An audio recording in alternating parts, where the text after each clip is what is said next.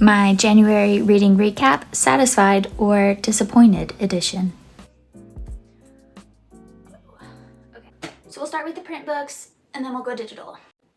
Can you guess what this one is? Disappointed. And I am so sad about it.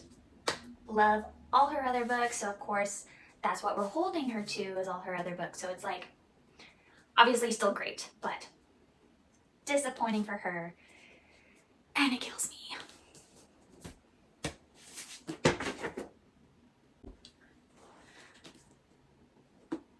So this is actually a companion book with Sky in the Deep, which I also read this month, and this one is disappointing. The other one is satisfying. Okay, read this one, and then you can decide if you want to read this one or not. Read this one. Satisfying in a very understated way that I feel like we don't get to see with a lot of current fantasy books. So this was not only satisfying, but refreshing. Really satisfying.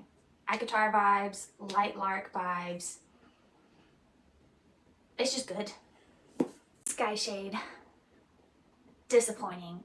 But once again, that's holding her to the first two books in the series, of which Light Lark was definitely the strongest.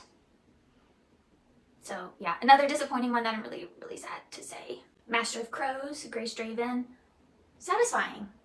Not as good as Radiance for me, but satisfying. Not in Love by Ali Hazelwood. Disappointing compared to some of her others.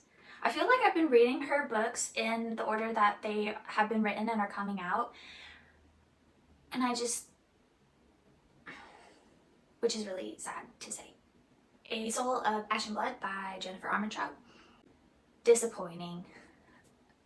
It could be that I'm just getting tired with the series and I feel like she's drawing it out for no reason. Bride. Disappointing. And I feel like that's maybe because it was overhyped. But I also feel like this MMC wasn't as developed as her other MMCs. So again, disappointing for Ali Hazelwood. Always comparing authors to themselves. If I've never read the author before, then I compare them to, comps. So those are the books that I read this January. Looking for more recommendations as always, so please put the best book that you read in January in the comments. And then also maybe put the worst book, because I really didn't like the disappointed to satisfied ratio this month.